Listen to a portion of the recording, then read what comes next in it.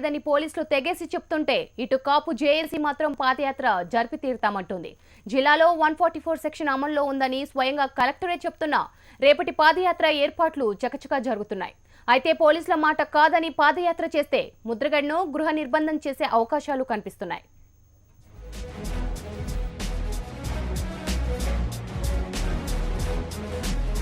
కాపు ఉద్యమాన్ని మళ్లీ పట్టాలెక్కించి పతాక స్థాయికి తీసుకువెళ్లేందుకు ముద్రగడ సిద్ధమవుతున్నారు. కాపు రిజర్వేషన్లపై ఇచ్చిన హామీలను ప్రభుత్వం గాలికొదిలేసిందని ఆరోపిస్తోన్న ముద్రగడ పాదయాత్రకు సిద్ధమవుతున్నారు. రిజర్వేషన్ల కోసం ముద్రగడ చేపట్టిన దశలవారీ ఉద్యమంలో భాగంగా ఈ నెల 25న ఉదయం 9 గంటలకు తూర్పుగోదావరి జిల్లా రావులపాలెం నుంచి పాదయాత్ర చేపట్టేందుకు ముద్రగడ సిద్ధమయ్యారు.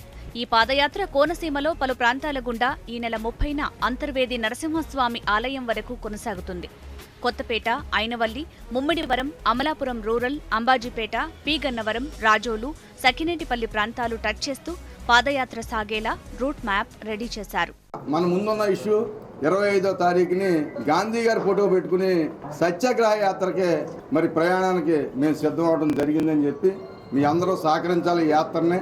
అదేవిధంగా ఎక్కడా కూడా ఇబ్బందులు లేకుండా మరి మా నాయకుడు చాలా గొప్పగా పిలుపునివ్వడం జరిగింది.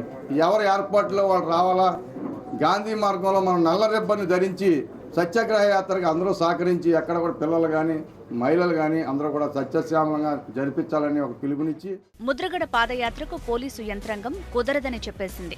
నిషేధాజ్ఞలు ఉన్నందున అనుమతి ఇవ్వలేమని తేల్చి చెప్తున్నారు. ఇప్పటికే ఉన్న 30 సెక్షన్ కి తోడు 144 సెక్షన్ అమల్లో ఉంది. సోషల్ మీడియాలో కూడా ఆంక్షలున్నాయి. మీడియా లైవ్లపై కూడా ఆంక్షలు విధించారు. అయితే తమ అనుమతి లేకుండా యాత్రలు చేస్తే కఠిన చర్యలు తీసుకుంటామని హెచ్చరిస్తున్నారు పోలీసులు. ఇవాళ చంద్రబాబు నాయుడు పదే నేను కాపులకి చేస్తానని చెప్పినప్పుడు ఇవాళ పాదయాత్ర చేయి సత్యాగ్రహ యాత్ర పేరుతో చేయవలసిన అవసరం లేదు. ఇది ఎందుకంటే మేము చేస్తామని చెప్తున్నాం. చెప్పినప్పుడు కొంచెం వెయిట్ చేయవలసిన బాధ్యత ఉంది, పెద్దల మీద ఉంది. వీళ్ళందరూ కూడా చెప్పేవాళ్ళందరూ కూడా 30 సంవత్సరాలుగా పట్టించుకోలేదు. ఎంపీగా ఉన్నా, ఎమ్మెల్యే ఉన్నా, మంత్రిగా ఉన్నా కూడా దీని గురించి ఎప్పుడు మాట్లాడలేదు. వేరేదో చెయ్యాలి అని చెప్తున్నారు, చేస్తామని చెప్తున్నాం. మేము దీన్ని రాజకీయం చేయడం కోసమే చేస్తామని తప్పించి ఉండేది కాదు. ఇవాళ కాపులందరూ కూడా అర్థం చేసుకోవాలి. ముద్రగడ అనుచరులు మాత్రం పోలీసు హెచ్చరికలను పక్కన పెట్టి పాదయాత్ర ఏర్పాట్లు చేసుకుంటున్నారు. దీంతో పోలీసులు కూడా భారీ బందోబస్తు ఏర్పాటు చేస్తున్నారు. కోనసీమలో 3000 మంది, కిర్లంపూడిలో 2000 మంది పోలీసులను మోహరించారు.